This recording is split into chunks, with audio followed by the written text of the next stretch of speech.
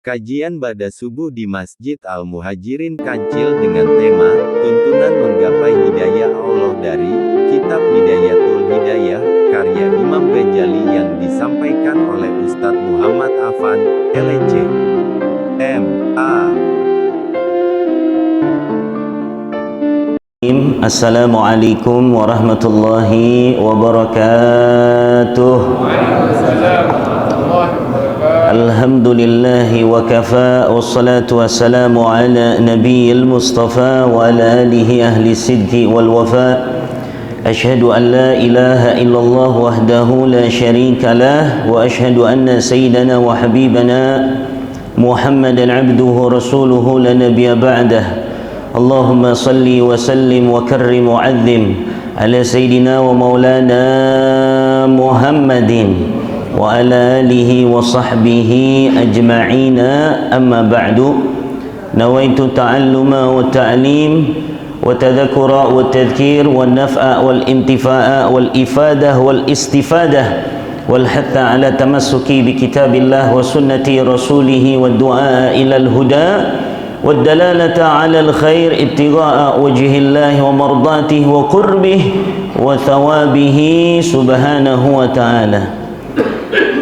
Alhamdulillahi Rabbil Alamin. Hadirin wal hadirat, muslimin wal muslimat, Bapak Ibu jemaah Masjid Jami Al-Muhajirin Kancil yang dimuliakan Allah Subhanahu wa taala. Alhamdulillah, kita bersyukur kepada Allah Jalla Jalaluhu wa taala fil ula, yang mana Allah masih memberikan nikmatnya kepada kita semua. Alhamdulillah, hingga detik ini kita masih dikasih nikmat sehat wal afiat, nikmat panjang umur, hingga Allah telah sampaikan kita di setengah daripada bulan Ramadan. Kalau kata pepatah bahasa Arab itu disebutkan nisfu min Ramadan qad dhahab wa baki nisfuhu dhahab. Ini uniknya bahasa Arab nih Pak, kerennya bahasa Arab. Kalau orang sekarang ngomongnya estetik, ya, ini estetiknya bahasa Arab, belakangnya sama, tapi artinya berbeda. Nisfu min Ramadan dhahab, wa baki nisfuhu dhahab. Itu sama-sama dhahab. Kalau kita harokatin, yang pertama dhahaba, dhahab, yang kedua kalau kita harokatin dhahabun. Perbedaannya apa? Bedanya kalau dhahaba yang pertama, dhahaba itu fi'lul madi yang artinya kata kerja, ya, kata kerja yang telah lampau, itu fi'lul madi kalau dalam bahasa Arab. Kalau bahasa Inggrisnya apa? Simple past tense, ya. Nah, itu simple past tense. Pak RW juga bahasa Inggris ya. Nah, iya, simple past tense. Kalau dalam bahasa Arab fi'lul madhi. Sedangkan dhahab yang kedua itu namanya ismun atau nama benda, dhahabun. Nah, kalau kita artiin kalimatnya begini, nisfu min Ramadan dhahab, ini kita wakafin. Setengah daripada bulan Ramadan telah pergi meninggalkan kita. Wa baki nisfuhu dhahab, dan setengahnya lagi adalah emas. Beda dhahaba sama dhahabun. Kalau dhahaba itu telah pergi, kalau dhahabun itu emas. Nah, artinya setengah lagi nih yang kita lewati, yang sekarang kita lagi jalanin, setengah daripada bulan Ramadan ini, sebuah sesuatu yang berharga seperti emas. Jadi jangan sampai udah masuk setengah daripada bulan Ramadan kita masih lalai, kita masih sia-siain waktu. Padahal kemuliaan demi kemuliaan itu tercurahkan kepada kita sebagai umat Nabi Muhammad. Bapak Ibu, meskipun kita adalah umat yang paling terakhir, akan tetapi tidak merenggus daripada kemuliaan yang Allah berikan kepada kita. Tak lain dan tak bukan sebabnya karena kita bersandar pada nama besar Sayyiduna wa Maulana Muhammad sallallahu alaihi wasallam. Karena nama Muhammad di belakang umatnya itulah makanya kita jadi mulia. Maka di antara kemuliaan yang Allah berikan kepada kita umat Nabi Muhammad terkait di dalam bulan Ramadan, Al-Habib Segaf bin Ali Al-Idrus di dalam kitabnya Al-Bada'i'ul Ghaliyatul Athman fi Tazawudi li Syahri Ramadan itu menukil sebuah hadis yang diriwayatkan oleh Imam Al-Baihaqi, bahwasanya di dalam suatu kesempatan Nabi pernah bersabda, "U'tiyat ummati fi syahri ramadhana khamsa lam yu'tahunna nabiyyun qabli." Umatku, kata baginda Nabi, dikasih 5 kemuliaan, 5 keistimewaan, 5 kado terindah yang mana Allah belum pernah memberikan nabi-nabinya kecuali Nabi Muhammad. Ada 5. Kata Nabi yang pertama, ammal wahidah fa idza kana awwalul lailah min syahri ramadhan nadharallahu ilaihi wa man yanzurullahu ilaihim lam yu'adzibhu abada. Apabila masuk malam pertama daripada bulan Ramadan nih Pak, umat Nabi Muhammad dikasih sebuah keistimewaan, adalah bahwasannya Allah Ta'ala melihat hamba-hambanya, memandang hamba-hambanya dengan pandangan keridhaannya. Dan siapa saja yang mungkin dia adalah orang yang pendosa, dia adalah orang yang suka maksiat, tetapi dia bertaubat kepada Allah pada bulan Ramadan, dia tinggalkan itu keburukannya, dia tinggalkan itu dosa-dosanya, maka Allah melihat dia dengan pandangan rahmat dan ridha-Nya, maka lam yu'adzibhu abada, Allah tidak akan mengazab dia dan tidak akan celaka selama-lamanya. Allah Ta'ala itu Pak mandang kita di dalam satu hari itu 360 kali pandangan. Dan umat kita nih, umat Nabi Muhammad, cukup satu saja kita cari pandangan tersebut. Dari 360 kali Allah melihat kita, kita hanya minta satu aja deh, pandangan yang mana kalau Allah melihat kita dengan pandangan ridho, satu nafahat tersebut ya, dengan pandangan keridhaan yang Allah lihat kita dengan pandangan tersebut, maka kita tidak akan diazab selama-lamanya dan tidak akan celaka selama-lamanya. Mudah-mudahan Allah Ta'ala memandang kita dengan pandangan ridha-Nya. Amin, amin ya rabbal alamin. Kemudian yang kedua kata baginda Nabi, fa inna khulufa afwahihim hina yamsuna atyabu indallahi min rihil misk. Bau mulut orang yang berpuasa di sisi Allah itu lebih Allah sukai, lebih Allah demenin, lebih Allah cintai daripada minyak kasturi. Jajal coba di sampingnya, bau apa wangi mulutnya ya, coba dijajal, digituin. Kalau di antara kita bau tetap, tapi kalau di sisi Allah gak ada istilahnya bau mulut kita ini luar biasa di sisi Allah. Bagi yang berpuasa dicintai sama Allah. Makanya para imam madhab mengatakan hukumnya makruh kalau kita sikat gigi ba'da zawal atau ba'da duhur. Kenapa makruh? Ya kalau nggak ada darurat kita sikat gigi ba'da zawal itu makruh, karena akan menghilangkan fadilah bau mulut orang yang berpuasa. Kalau baunya masih ketolongan Pak, nggak apa-apa, kagak usah sikat gigi, kagak usah siwakan. Tapi kalau sudah mengganggu samping kanan dan kirinya, nah itu perlu sikat gigi ataupun siwak. Makanya kalau Imam Nawawi itu pendapatnya berbeda. Imam Nawawi, Ikhtarun Nawawi, pendapatnya enggak makruh, boleh. Ya, dalilnya apa? Al-haq ma yamna'ul haq. Yang namanya kebenaran tidak akan menghalangi kebenaran. Kebaikan tidak akan menghalangi kebaikan. Puasa baik, sunnah kewajiban. Siwak baik karena sunnah. Nggak mungkin kebaikan itu menabrak kebaikan, pasti sejalan. Makanya Imam Nawawi pendapatnya berbeda dari 4 madhab tersebut. Boleh-boleh aja. Nah cuma kalau kita ingat taklidnya dengan Imam Syafi'i, kebanyakan daripada kita taklid Imam Syafi'i. maka jangan tuh kita sikat gigi ataupun siwak ba'da zawal. Adapun setelah imsak ataupun setelah fajar, setelah subuh itu boleh. Boleh. Jadi kalau mau sikat gigi bagusnya atau siwak mau siwak bagusnya yang setelah fajar ataupun sebelum fajar. Nah, itu lebih bagus lagi. Kalau ba'da zawal jangan. Kenapa? Karena bisa menghilangkan fadilah bau mulut orang yang berpuasa. Makanya di sini ulama memaknai, Pak, yang dimaksud bau mulut orang yang berpuasa di sisi Allah lebih Allah cintai dari minyak kasturi ini ada 3 makna.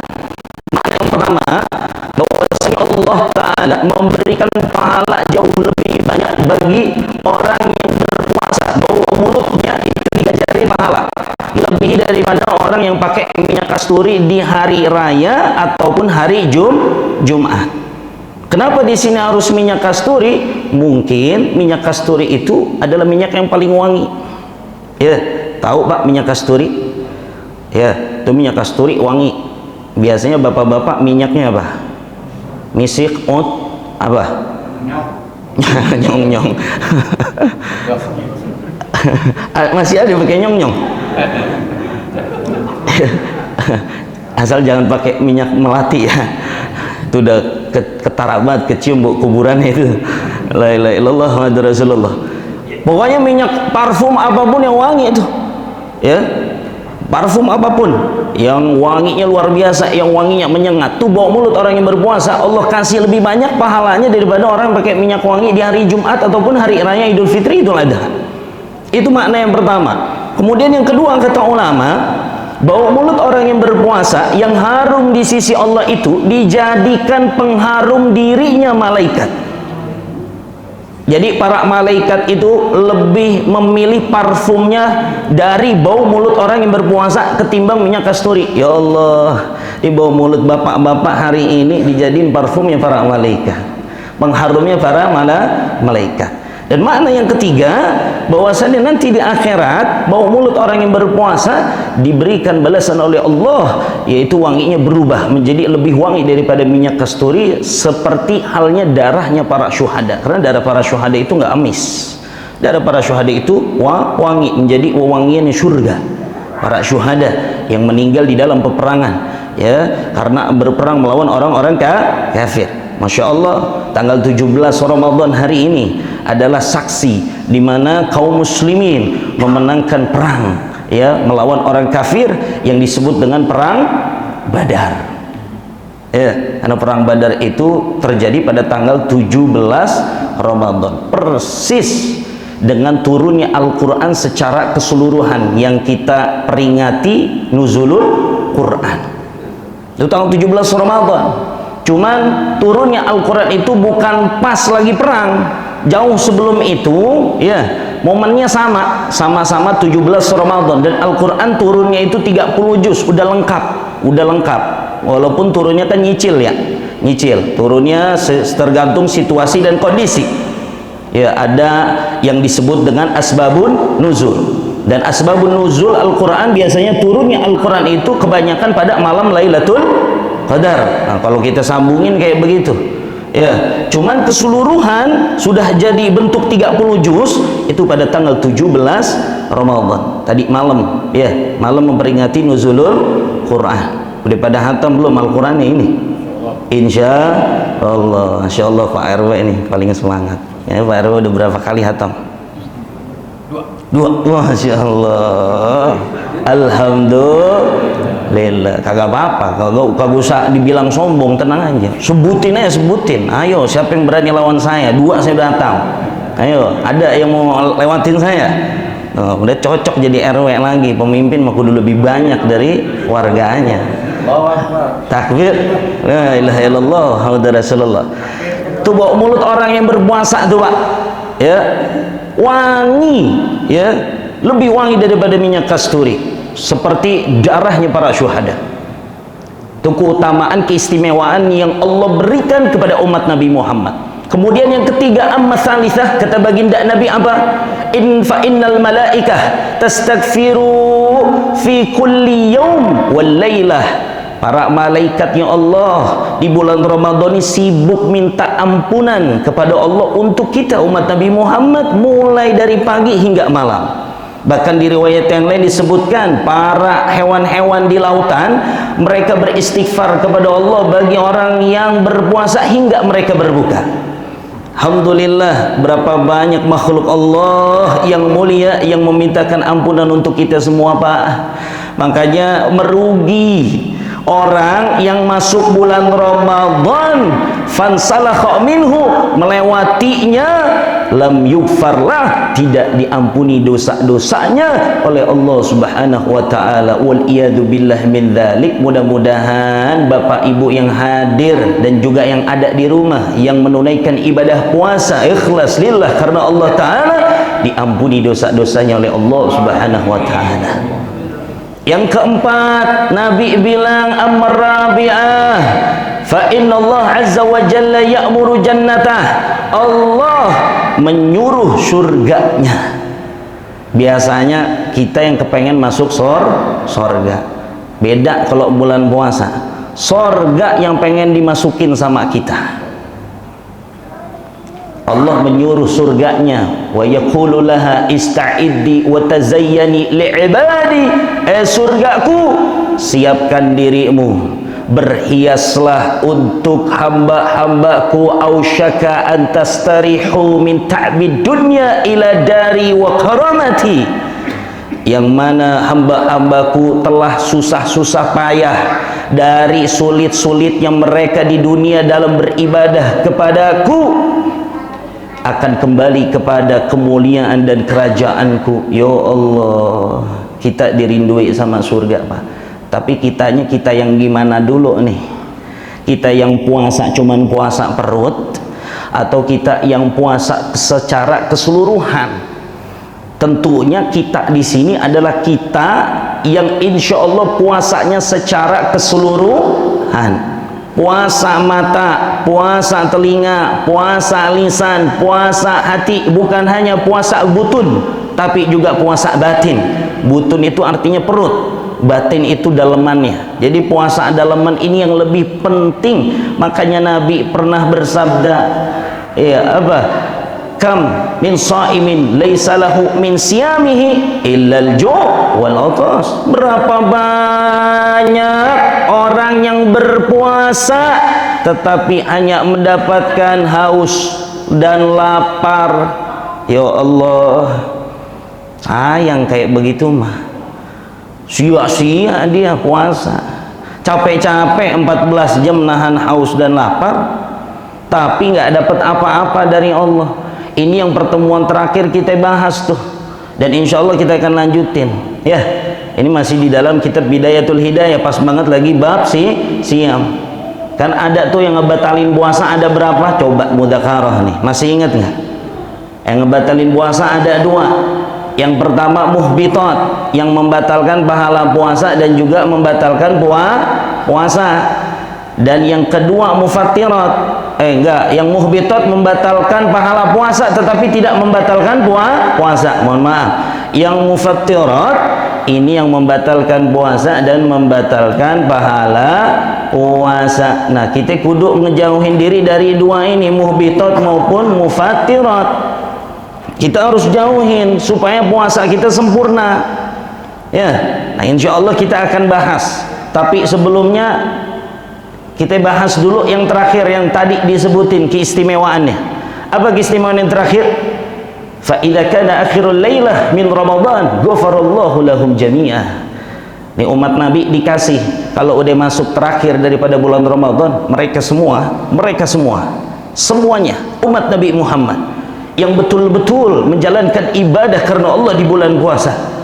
Mulai dari siam, mulai dari qiyam, mulai dari jihad, ya, mulai dari nikah fi Ramadan, ibadah tersebut, maka ghafarallahu lahum jami'a, Allah mengampuni dosa-dosa mereka semuanya. Dosa yang kecil, dosa yang besar, dosa yang ringan, dosa yang berat, dosa yang masa lalu pernah kita lakukan, kalau dia betul-betul karena Allah menjalankan ibadah di bulan puasa dan tidak sedikit pun menyia-nyiakan daripada waktu di bulan Ramadan. Ghafarallahu lahum jami'a. Allah mengampuni dosa-dosa mereka semuanya. Allahumma ighfir lana. Ya Allah, ampuni dosa-dosa kami semuanya. Amin amin ya rabbal alamin. Nah, jadi 5 keistimewaan ini Pak yang diberikan oleh umat, yang diberikan oleh Allah untuk umat Nabi Muhammad, jangan sampai kita sia-siain. Azamkan di dalam hati, niatkan di dalam hati, yang hari ini belum hatami Al-Qur'annya, yang hari ini baca Qur'annya masih belepotan, hari ini belajar baca Qur'an, paling tidak keluar daripada bulan Ramadan dia udah mulai bisa baca Qur'an dikit demi sedikit. Ya, yang hari ini masih belum paham apa yang dia baca di dalam Al-Quran, meskipun dia udah pintar baca Al-Qurannya, udah hafal sebagian suratnya, tapi dia nggak paham daripada apa yang dia baca, maka di bulan Ramadan ini dia perbanyak baca tafsirnya, maknanya, supaya lebih bisa memahami daripada makna yang dia baca, sehingga dia bisa mengamalkan apa yang dia baca. Orang yang mengamalkan apa yang ada di dalam Al-Quran, ulbisa walidahu tajan yaumal qiyamah, Allah akan memakaikan nanti di hari kiamat orang tuanya mahkota yang lebih bersinar daripada matahari, cahayanya lebih bersinar daripada cahaya matahari.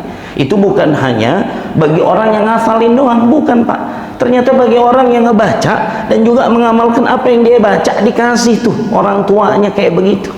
Mudah-mudahan kita sebagai anak, ya meskipun kita udah punya cucu, ya kita bisa hadiahkan orang tua kita yang udah wafat, ya mahkota, hadiah terbaik yang kita bisa berikan kepada mereka, insya Allah. Maka dibaca hari ini, diazamkan, ya. Qiyamul lailnya juga sama, yang masih qiyamul lailnya masih bolong-bolong, ya qiyamul lailnya masih setengah-setengah, maka di setengah daripada bulan Ramadan ini yang akan pergi meninggalkan kita, kita maksimalkan qiyamul lail, terus sedekahnya juga, tahajudnya dan lain sebagainya, ya kita lengkapin, kita maksimalin, jangan sampai kita sia-siain bulan tersebut. Bulan Ramadan, bulan yang penuh dengan kemuliaan, bulan yang penuh dengan keberkahan, insya Allah. Baik Bapak Ibu yang dimuliakan Allah Subhanahu wa taala, ya balik lagi tadi yang kita jelaskan bahwasannya yang membatalkan pahala puasa itu adalah al-muhbitat. Muhbitat membatalkan pahala puasa, akan tetapi tidak membatalkan puasa. Contohnya apa Pak? Contohnya ghibah, namimah, kizib, berbohong, adu domba, sumpah palsu, terus apa lagi? Melihat kepada yang haram. Meskipun dia ngelihat sesuatu yang halal tapi dengan syahwat, itu juga bisa membatalkan pahala puasa. Ngelihat bininya halal tapi dengan syahwat, itu bisa membatalkan pahala puasa. Ya, jangankan ngelihat bini kita, ngelihat pohon pisang pakai syahwat aja itu bisa membatalkan pahala puasa. Ngelihat kucing pakai syahwat itu bisa membatalkan pahala puasa. Ada nggak yang kayak begitu? Ada aja kalau otaknya kagak waras, ya otaknya apa namanya miring, ngelihat kucing pakai syahwat. Makanya ada berita viral, kucing diapain? Dihamilin sama dia. Ya, la ilaha illallah, itu otaknya kan kemana? Nah itu dibahas di dalam fikih siam itu. Ya, meskipun kita ngelihat kucing, ngelihat tembok dah yang benda mati pakai syahwat, ya itu bisa membatalkan pahala puasa. Tuh hati-hati.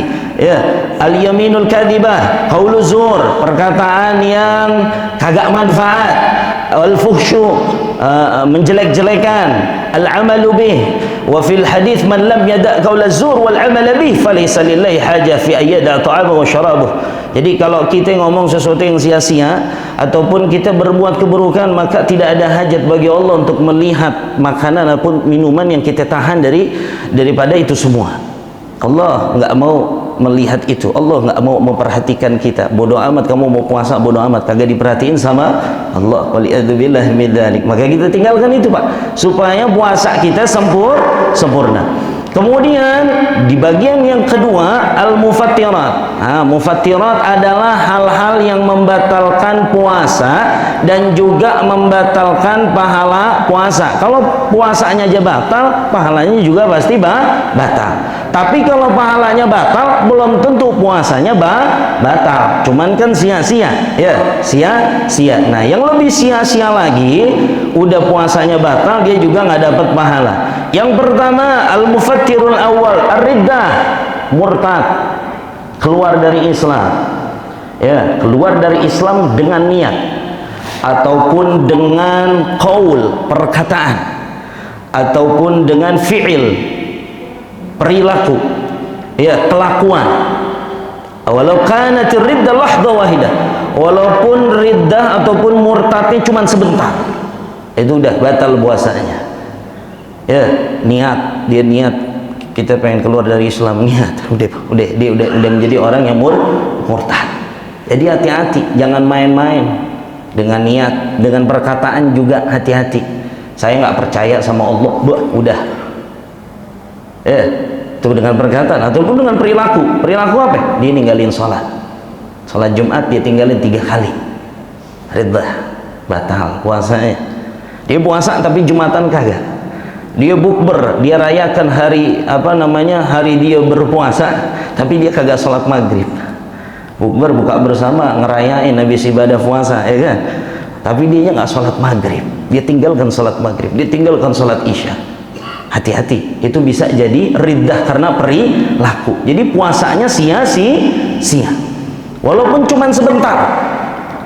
Murtadnya cuman sebentar, dia murtad, habis itu dia mu'alaf, balik lagi ke Islam. Nah, tetap puasanya batal. Jadi puasanya batal, ya, mesti diqadha kalau seandainya dia syahadat lagi. Jadi puasanya nggak sah tuh, karena dia sudah menjadi murtad. Kemudian yang kedua, al-haid wan nifas wal wiladah. Haid, nifas, keluar darah dari kehamilan ataupun darah setelah melahirkan, walau lahdah minan nahar, walaupun hanya sebentar di siang hari. Udah keluar haid, maka wajib hukumnya dia membatalkan puasa. Nah, ini khusus bagi ibu-ibu. Ya, kalau bapak-bapak nggak ada alasan haid, nggak ada. Ya, alasannya haid ataupun nifas nggak ada. Kalau bapak-bapak biasanya batalnya kalau kecapean kerja, kecapean kerja, lalu batal, ataupun lagi di perjalanan. Ya, boleh nggak Pak kalau kayak begitu Pak? Misalnya ini kerjanya berat nih Pak, kayak tukang kasihan ya. Tukang tuh panas luar biasa, terus berat, ngangkat mikul sana sini. Boleh nggak batal? Kalau kayak begitu, ayo nih para mufti, kita mau tanya, boleh apa enggak batal kayak begitu? Boleh apa enggak? Jawabannya boleh, tapi dengan syarat malam-malamnya tetap dia niat puasa. Harus niat puasa dan harus puasa dulu. Kalau nanti di pertengahan jalan dia nggak kuat, baru dia batal boleh. Kan ini mah ada, udah dari malam niat besok gua kagak puasa. Nah, ini yang kagak boleh. Hati-hati, ya, hati-hati. Kalau di sini mah bapak-bapak insya Allah kerjanya pada nggak capek, udah pada jadi bos semua. Nah, kalau yang jadi tukang tuh kuli bangunan tuh kasihan, sedangkan dia harus nyari nafkah untuk anak istrinya Pak. Daripada ntar dia buka kagak bawa makanan minuman di rumah, jadi pada nggak bisa buka puasa. Ya, satu-satunya harapan nih si suaminya ini yang bekerja, tapi kalau kerja dia puasa, ntar kalau puasa dia lemes, jadi kerjanya nggak maksimal. Nah, maka ada keringanan, boleh dia batalin, tapi dengan syarat di niat malam itu dia harus niat puasa, dia ini harus puasa. Kalaupun nanti udah bener-bener gak kuat, baru dia batal. Jangan sengaja dibatalin dari malam, udah niat besok gua kagak puasa. Nah, ini nggak boleh kayak begini. Ya, nah, itu perlu diperhatikan. Nah, yang haid, yang nifas, wiladah, capean kerja, nah, itu boleh batal, tapi ingat harus qadha. Kemudian yang membatalkan yang ketiga, al-junun walau lahdah, gila walaupun cuma sebentar, hilang akalnya sebentar. Ada di sini yang stres Pak. Stres pernah ya, tapi nggak sampai gila ya Pak ya. Jangan jangan kebanyakan mikirin hidup dah, itu bisa buat kita stres. THR belum cair-cair. Ya, kalau pengen THR cair mah gampang. Amalin berapa surat Pak? 3 surat. Surat tanah, rumah, kendaraan. Itu cepat THR cairnya kalau kayak begitu. Ya, cepat. Nah iya, surat mobil tuh. Nah, THR cepat. Tuh gak usah dipikirin begitu mah. Stres kita. Kalau udah stres gila. Kalau udah gila hilang akalnya. Akhirnya apa? Batal puasanya, kagak boleh dilanjutin. Walaupun cuma sebentar. Itu bisa membatalkan puasa. Kemudian yang keempat, ar-rabi' al-igma was-sukru. Pingsan ataupun mabok. Pingsan dan mabok apabila sepanjang hari. Jadi mulai dari apa namanya, mulai dari pingsan ataupun mabok, mulai dari waktu fajar dia udah pingsan ataupun mabok sampai waktu maghrib, dia mabok ataupun pingsan, maka batal puasanya. Ya, tapi kalau cuman sesaat ataupun dia sadar sesaat, ya, walaupun cuman sesaat dia sadar, sahah shaumuhu, puasanya tetap sah kalau sadar, walaupun cuman sesaat. Ya, itu pingsannya nggak tahu, mungkin karena waliyadzubillah ya, kecelakaan ataupun jatuh dan lain sebagainya, kemudian dia pingsan tuh. Habis itu sebelum maghrib dia sadar. Nah, kalau kayak begitu tetap sah puasanya menurut Imam Romli. Tapi menurut Imam Ibnu Hajar, apabila dia sengaja, ya amma jami'an nahar, maka tabtul, maka puasanya batal. Kalau secara sengaja dah gue jedotin pala biar pingsan, ya, ataupun sengaja dia mabok, udah nggak benar kayak begitu, ya, itu bisa membatalkan puasa walaupun cuman sebentar, ya. Jadi perlu diperhatiin, ya, ini yang bisa membatalkan puasa. Kemudian yang kelima, al-jima'. Tahu jima' ya Pak ya? Tahu, ini nggak usah dikasih tahu, nggak usah diperjelas. Jima' berhubungan antara suami dan istri. Idza jima' dari dubur, mohon maaf, ataupun bahimah, dia jima'in hewan. Nah, ini masuk ke kriteria idza jama'. Apabila dia berjima amidan, secara sengaja, aliman bitahrim, kemudian dia tahu kalau jima di bulan Ramadan atau di siang Ramadan itu hukumnya haram, muhtara, dan atas keinginan dia sendiri, batala shaumuh, maka puasanya batal. Wa idza afsada shaumahu fi Ramadan yauman kamilan bi jima'i tamin athimi bihi lisaum. Tartibu alaihi khamsatu asya. Nah, tetapi di ibarah idza afsada shaumu fi Ramadan ini ada syarat-syaratnya, yang dimana disyaratkan dia wajib membayar kafaratul udma. Ya, nanti kita akan jelaskan kafaratul udma itu seperti apa, ya. Tetapi yang pertama di sini yufsidu saum, syaratnya dia membayar kafaratul udma ketika berjima, merusak puasanya. Artinya yufsidu saum, puasanya rusak karena jima. Yang kedua ayyakuna fi Ramadan, dan jimanya di bulan Ramadan, di siang hari ya Pak ya.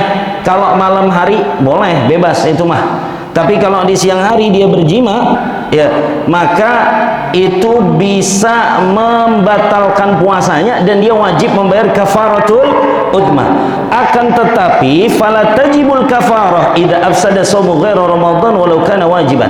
Kalau di luar bulan Ramadan, dia puasa wajib di luar bulan Ramadan. Puasa wajib yang di luar bulan Ramadan puasa apa Pak? Puasa nazar, betul. Puasa nazar itu hukumnya wajib.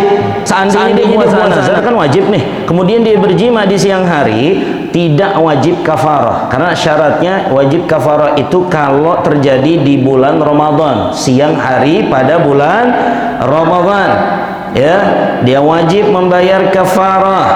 Nah, yang ketiga ayyakunal yaum alladhi afsadahu kamilan.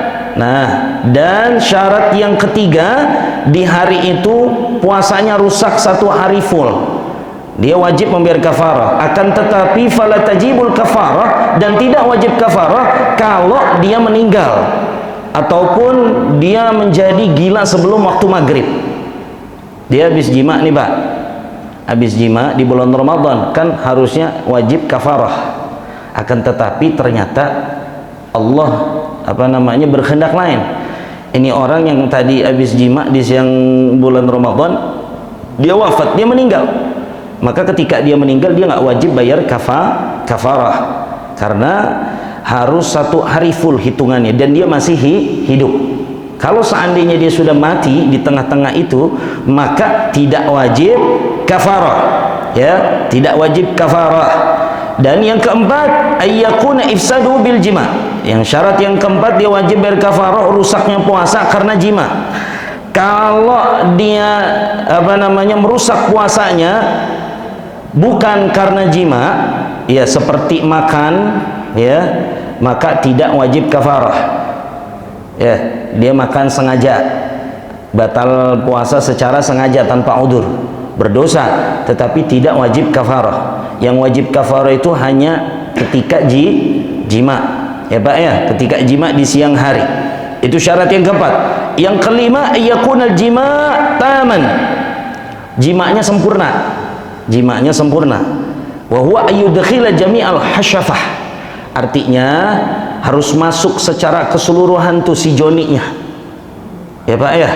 Kalau cuman setengah kagak masuk full, misalkan dia mau berjima ternyata ingat ini bulan puasa belum full dia masuk, ya, maka itu tidak wajib kafarah. Yang diwajibkan kafarah adalah ketika sudah masuk, paham ya Pak ya, sudah masuk, maka itu dia wajib kafarah. Kalau cuman setengah enggak, ya, bukan. Kalau cuman setengah berarti biar kafarah setengah dong Ustaz, enggak begitu ya, karena ada pemahaman begitu, kalau setengah berarti beres setengah dong, enggak, ya, harus full. Iya, harus full. Ya, ini kalau di dalam fikih Syiah memang begini Pak, bukan jorok, kita mesti tahu, ya, karena kan siapa tahu kita lupa, lupa. Nah itu pertama harus ra'sud dzakar, jadi kepalanya itu harus masuk keseluruhan. Nah itu dia wajib kafarah. Kalau cuma setengah nggak wajib kafarah, ya. Fala tajibul kafarah idza adkhala juz'an min hal hasyafa bal wala yubtilu shaum. Akan tetapi dia tidak wajib kafarah kalau cuma setengah, dia nggak wajib kafarah tapi batal puasanya. Paham? Puasanya batal. Kafarahnya enggak, tapi puasanya batal. Nah, itu kalau cuma setengah. Aduh, lupa nih bulan Ramadan, tapi udah keburu masuk, untung cuma setengah, puasanya batal. Tapi dia nggak wajib kafarah. Nah itu hati-hati ya, hati-hati, nggak wajib kafarah. Nah itu syaratnya. Jadi syaratnya ya dia harus secara full jimanya. Kalau nggak full dia nggak wajib kafarah, akan tetapi tetap puasanya batal. Ya'thama bisababi hadzal jima. Dan yang keenam, berdosanya karena jima. Fala tajibul kafarah idza dama zawtahu fi nahari ramadan wa huwa musafir. Nah, kalau seandainya dia sedang berpergian mubah, safaran tawilan, berpergian dalam jarak yang begitu panjang, ya, karena kan berpergian itu boleh kita nggak berpuasa ya, tetapi dia jima, ya, karena mentang-mentang dia udah dapat keringanan, musafir pulang kampung, ya, di siang hari dia istirahat, mungkin di penginapan dia jima. Nah ini nggak wajib kafarah, karena di dalam musafir. Ya, dia di dalam perjalanan. Jadi yang wajib kafarah itu kalau jimanya di rumah, di tempat tinggalnya, ya, di tempat tinggalnya, di tempat dia menetap, dia jima sama istrinya, itu wajib kafarah. Nah itu syaratnya Pak ya, syaratnya ada 6. Nah kafarahnya itu apa aja? Nah pertama ada 5 nih yang dia dapatkan kalau seandainya dia jima. Yang pertama luhukul ithim, sudah pasti dia berdosa di siang hari nggak boleh. Yang namanya puasa itu kan menawan syahwat, dia malah menyalurkan syahwat. Kalau pengen menyalurkan syahwat di malam hari nggak jadi masalah, ya, di malam hari boleh niat ibadah setelah taraweh, masya Allah, setelah taraweh berapa kali, mau berapa ronde boleh, ya. Nah tapi kalau di siang hari jangan, ditahan dulu. Kalau enggak berdosa. Yang kedua ujubul imsak. Kalau seandainya dia berjima, walaupun puasanya batal, tetap bagi dia wajib untuk imsak. Tahu imsak Pak? Menahan. Artinya dia nggak boleh makan, nggak boleh minum sampai waktu maghrib. Jangan mentang-mentang dia udah jima, udahlah, udah batal ini, udah dia makan dia minum, nggak boleh. Enak aja, ya, tahan sampai maghrib. Tetap kamu ikut puasa. Itu kesalahan kamu sendiri. Yang ketiga, wujubut ta'zir. Dia wajib dihukum. Kalau di dalam hukum Islam itu dia wajib dihukum sama hakim. Hakim itu pemerintah. Ya, berarti kalau ini warga ada yang nakal, Pak RW yang wajib ngukum. Ya, kalau dia nggak bertobat. Kalau dia bertobat jangan dihukum. Apa kayak hukumannya? Ya, hukumannya denda. Nah, nggak jadi masalah. Ya, untuk maslahat la ilaha illallah Muhammadur Rasulullah itu boleh. Ya, kalau dia belum bertobat. Kalau sudah bertobat enggak, jangan dihukum. Yang keempat, wujubul qada, wajib qada. Dan yang kelima, wajib kafaratul udma, membayar kafarah. Nah, kafarah ini Pak ada 3 tertibnya. Yang pertama, ya, dia nggak bisa ngelongkap kecuali kalau yang pertama nggak mampu. Dia milih nih, saya langsung yang terakhir, nggak boleh. Harus dari yang pertama dulu. Yang pertama, itqu raqabatin mu'minah, membebaskan budak perempuan. Ada nggak sekarang, zaman sekarang budak? Udah nggak ada. Berarti lewat. Yang kedua, siyamu syahraini mutatabi'ain, puasa 2 bulan berturut-turut. Kalau dia mampu, ya nggak boleh ada jeda. Ini 2 bulan berturut-turut ini full, 1 bulan full kayak bulan Ramadan, ditambah 1 bulan lagi. Itu kafaratul udma. Ya kalau dia misalkan dia kuat, silakan, ya silakan puasa bayar kafarah, karena puasa kafarah itu wajib hukumnya wajib. Ya, kalau dia nggak mampu karena mungkin dia takutnya nanti di pertengahan dia sakit dan lain sebagainya, ada urusan dan sebagainya, maka dia nggak kuat, maka boleh dia berpindah ke tertib kafarah yang ketiga. Apa? It'amu sittina miskinan likulli miskin mut, memberi makan orang miskin 60 orang miskin, dan setiap miskin itu 1 mut. Sekarang kalau kita mengacu daripada Basnas RI Pak, ya, pembayaran 1 mut itu dihitungnya 0,6 kg atau 3/4 liter beras. Jadi kalau mau diuangin Pak, itu ditambah sama lauk pauk, sama buah-buahan ataupun minuman yang mengenyangkan fakir miskin tersebut, 1 mut itu diuangkan sama dengan 65.000. 1 fakir 65.000. Di sini disuruh bayar 60, berarti dikalikan 65.000 kali 60 orang miskin, 3,9 juta. Tuh kalau mau diuangi. Jadi dia wajib bayar kafarah 3,9 juta. Ya, hitungannya begitu. Kalau setiap 1 mut, 1 fakir miskin 1 mut, ya berarti 65.000 satu miskinnya. Jadi dia harus membayar 60 orang miskin. 60 mut berarti. Ya Pak ya. Nah, jadi hitungannya seperti itu. Hati-hati, jangan sampai kita berjima ya di bulan Ramadan. Jadi sabar-sabar. Yang punya syahwat yang terlalu tinggi ataupun besar syahwatnya, disabarin dulu ya. Disabarin dulu sampai waktu buka. Ini mah ada kalau udah nggak tahan bukanya jima dia. Nah, itu kalau bukanya jima, pakai jima kayak gimana? Boleh apa enggak? Ya boleh-boleh saja. Cuma tidak sesuai dengan sunnahnya Rasul. Karena kalau sunnahnya Rasul itu bukanya pakai apa Pak? Yang manis-manis. Enggak juga yang manis-manis. Pakai yang pertama rutop dulu Pak. Rutop. Tahu rutop? Kurma yang lembek, yang benyek, warna kuning. Kalau nggak ada rutop, baru busrin atau busir. Busir itu kurma muda yang masih merah, keras, rasanya asam. Bapak-bapak pernah nggak makan tuh? Rasanya asam Pak. Dia belum jadi rutop, belum jadi kurma. Ini paling muda ini, warna merah, masih asam. Ya.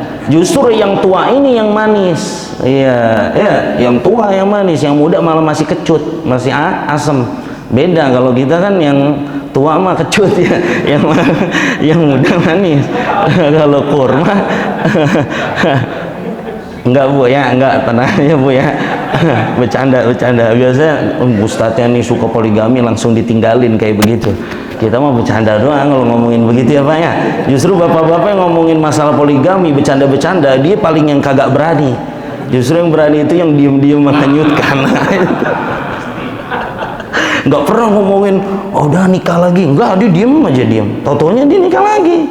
Nah iya, justru kalau kita seneng bercanda poligami, udah no, ada janda no, bercanda-bercanda begitu nih sama kita punya teman-teman nih, ya justru kita yang nggak paling berani, ya iya itu udah bukti Pak. Coba aja tayang diem-diem menghanyutkan tuh, ya, tiba-tiba istri dua, ya tambah lagi tiga ya kagak mungkin diomongin kalau di istri dua, ntar ketahuan sama istri pertamanya ya dikasih tahu sama apa tetangganya, no laki lu no. Nah ini kenapa jadi ngomongin poligami dari puasa? La ilaha illallah Muhammadur Rasulullah. Batalkan puasa.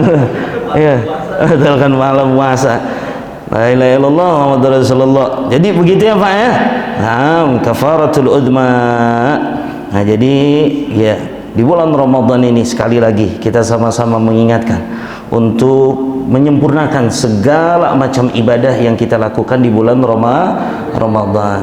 Nah, syukur-syukur yang betul-betul dia jaga sholatnya, dia jaga tarawehnya, ya secara berjamaah, ya entah itu berjamaah di masjid ataupun entah itu berjamaah di rumah. Yang penting berjamaah, yang penting berjamaah, mau di rumah mau di masjid. Maka kan ada pertanyaan, mana yang lebih afdal, berjamaah di rumah atau berjamaah di masjid? Ternyata dua-duanya punya keistimewaan masing-masing, tergantung hati kita, tergantung khusyuknya kita.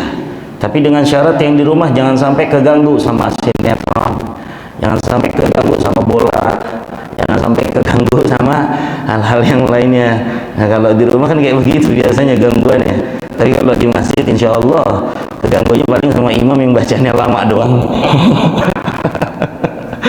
Nggak jadi masalah ya Pak ya, nggak jadi masalah, sesekali Pak ya, nggak apa-apa lah, lama-lama sekali ya nggak apa-apa ya, biar kita ngerasain apa yang dulu para sahabat rasakan. Karena para sahabat dulu kan kalau taraweh dari zaman Sayyidina Umar sampai Sayyidina Utsman 20 rakaat, setiap satu rakaatnya 200 ayat mereka baca. Sampai-sampai di zaman Sayyidina Utsman itu para sahabat berdiri dengan tongkatnya masing-masing, saking lamanya mereka berdiri. Ya, sampai sedemikian rupa. Ya, bagaimana tidak? Sayyidina Utsman bin Affan satu rakaatnya aja satu kali hatam.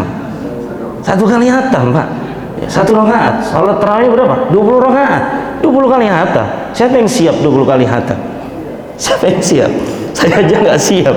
Ya, kita nggak ada yang siap. Ya, kita nggak ada yang siap.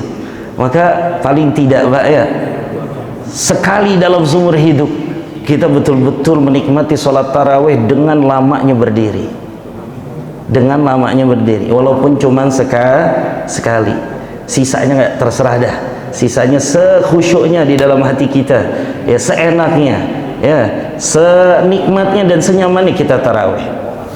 Ya, syukur-syukur mereka yang satu dari hari pertama hingga nanti ya akhir daripada Ramadan dia tetap sholat berjamaah.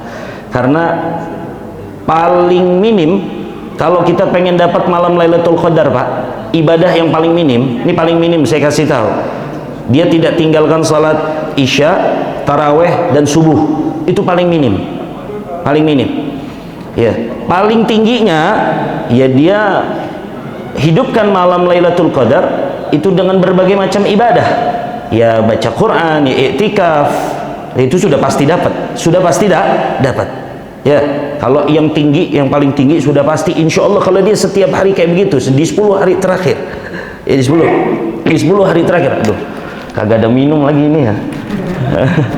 Di 10 hari terakhir ya dia betul-betul beribadah kepada Allah. La ilaha illallah. Ada ini serat ini. Nah, itu 10 hari terakhir dia beribadah kepada Allah dengan berbagai macam ibadah, sudah pasti dia mendapatkan malam Lailatul Qadar.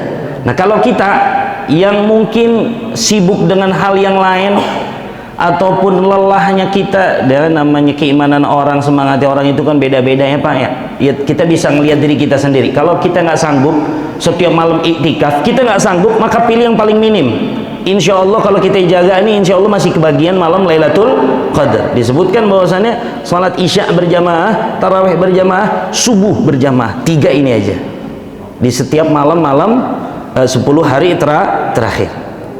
Ya, kita jaga ini insya Allah kebagian malam Lailatul Qadar. Ya Allah, mudah-mudahan Allah Ta'ala berikan kita kekuatan istiqamah, dan Allah tambah semangat kita, Allah tidak redupkan semangat kita, sehingga keluar daripada bulan Ramadan kita mendapatkan ampunan dan keberkahan dari Allah Subhanahu wa taala. Amin amin ya rabbal alamin. Wa sallallahu ala sayyidina Muhammadin wa ala alihi wasallam, walhamdulillahi rabbil alamin.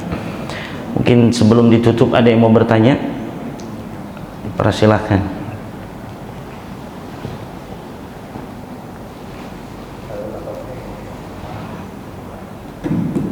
Kalau Pak dulu mungkin ada yang ditanyakan, silakan. Pak Hashim, tafadhal. Sekarang udah nggak bisa ngingetin saya, udah nggak ada botol. Kalau yang pertemuan terakhir kan diingetinnya pakai remas-remas botol. Saat udah waktunya udah gitu. Monggo Pak Hashim. Kita mau nanya mengenai buku Bapak tadi. Nah, Itu kira-kira perlu bukti atau pengakuan kan? Kalau orang yang telah melakukan taruhlah zina sama istrinya di bulan puasa, dia tidak mengakui, tidak ada pengakuan, nah itu bagaimana? nah, yang seperti itu harus pengakuan diri masing-masing, Pak. Ya, nggak perlu ada bukti. Nah, dan begini, ya, nggak usah pakai saksi. Siapa yang mau menyaksikan?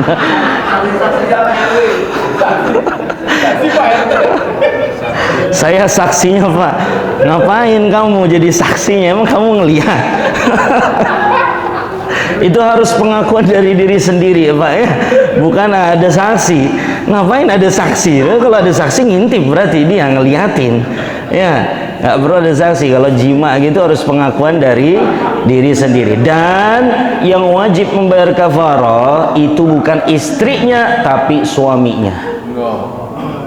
Istrinya enak, ini nikmat doang, wajib batal cuman kafarahnya enggak. Nah ya, kalau yang perempuan, bahkan juga ada ulama yang berpendapat ketika suami istri berjima maka yang batal dan wajib kafarah suaminya, istrinya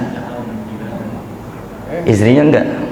Nah, ini ada pendapat ulama yang berpendapat seperti itu Pak. Cuman yang lebih muktamad adalah tetap puasanya dua-duanya batal, cuman yang wajib kafarah adalah suaminya, dan itu harus dia akui bahwasanya dia berjima.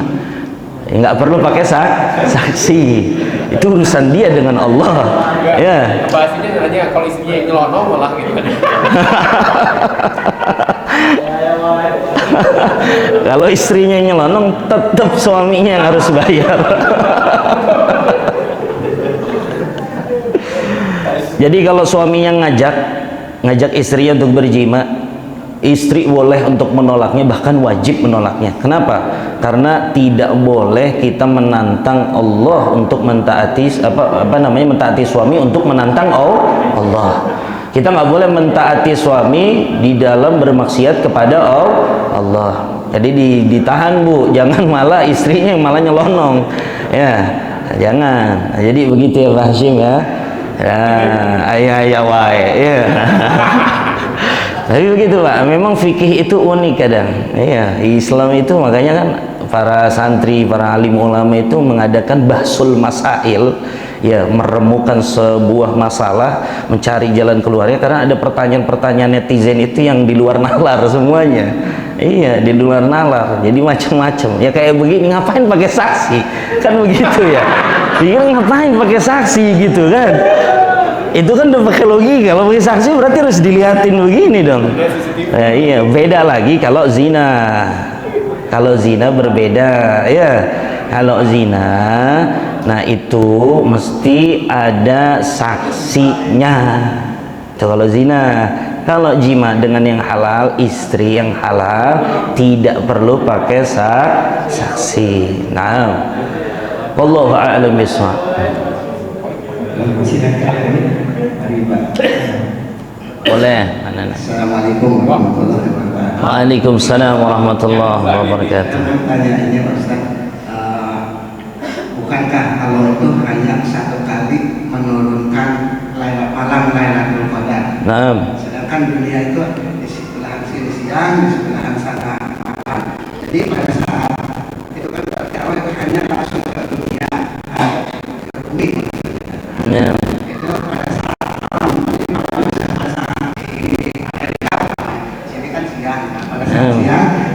kita juga kebagian pada saat Allah menurunkan Lailatul Qadar di Amerika. Memang hanya seluruh dunia itu ada yang kebagian siang, ada yang malam. Jadi artinya kalau memang seperti itu, kita harus beribadah siang malam itu untuk menantikan Lailatul Qadar. Jadi bukan hanya malam. Nah, syukran jazakumullah khair. Pertanyaan ini bagus. Jadi apakah Allah hanya menurunkan di malam hari, ya, tidak di siang hari? Nah, ternyata disebutkan bahwasannya ketika malam Lailatul Qadar diturunkan, ya, tentunya pada malam hari, dan kita bisa lihat tanda-tandanya di siang hari ataupun di pagi hari. Maka tatkala kita melihat tanda-tanda tersebut, Pak, tanda-tandanya itu apa, Pak? Pertama, tanda-tandanya itu sejuk, adem, nggak panas, nggak dingin. Kemudian sinar matahari itu lebih berwarna putih timbang warna kuning kayak begini, ya. Suasananya tenang, ya. Kemudian terlihat bahwasannya di siang hari itu matahari tidak terlalu sinarnya tidak terlalu terang karena turunnya para malaikat ke muka bumi. Maka disunahkan dan dianjurkan ketika Allah Ta'ala menurunkan malam Lailatul Qadar di malam hari, disunahkan di siang harinya juga kita tetap beribadah sama seperti kita beribadah di malam hari. Paham ya, Pak, ya? Di malam hari kita i'tikaf, kita qiyamul lail, maka di siang harinya kita juga sama, duhanya dijalankan, qabliyah ba'diyahnya dijalankan, baca Qur'annya juga dijalankan. Ya, jadi mau siang mau malam itu adalah waktu di mana Allah Subhanahu wa taala menurunkan rahmat dan kemuliaannya, yang mana kalau kita beribadah di hari tersebut seperti kita beribadah selama 1000 bulan atau sama dengan 80 tahun lebih. Jadi tidak hanya di malam hari, kalau kita pengen lihat itu pagi harinya juga sama. Oh, ke malam harinya kita kelalaian atau kelupaan, kita ketiduran, maka di pagi hari pun kita bisa beribadah. Jadi kita mesti tahu, ya, tanda-tandanya itu kita bisa ngerasain lah, Pak. Nanti kita akan temuin itu, insya Allah. Nah, jadi begitu ya, Pak Nanang, ya. Wallahu a'lam bishawab. Masih ada lagi? Ya, mumpung kagak ada sarapan. Nggak ada sarapan kan, tapi tidur, Ustaz. Iya, tidur. Nah, waalaikumsalam warahmatullahi wabarakatuh. Lailatul Qadar itu sama orang. Per orang? Ya, bukan untuk semua. Nah, Yang dapat kan yang pencapaiannya nyampe, puasanya nyampe, nafsunya nyampe. Jadi bukan seluruh dunia. Saya. Jadi siapa yang dapat, yang nyampe dia dapat.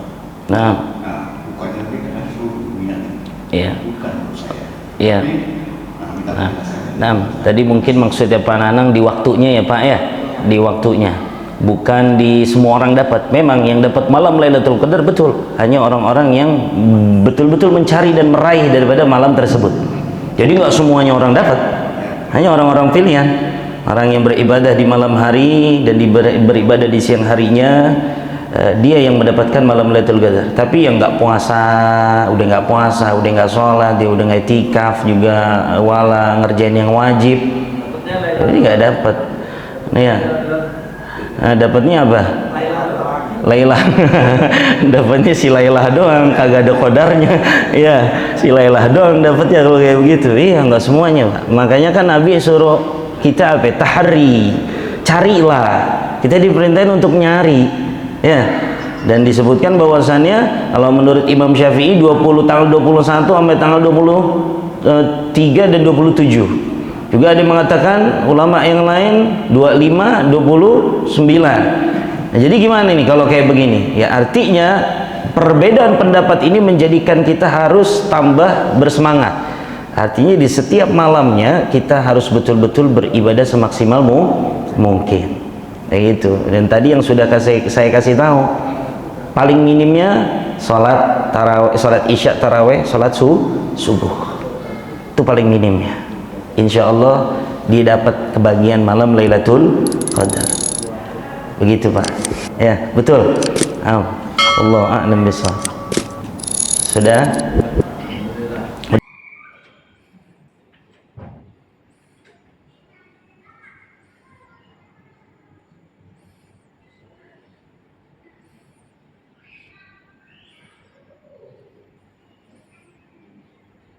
Bye.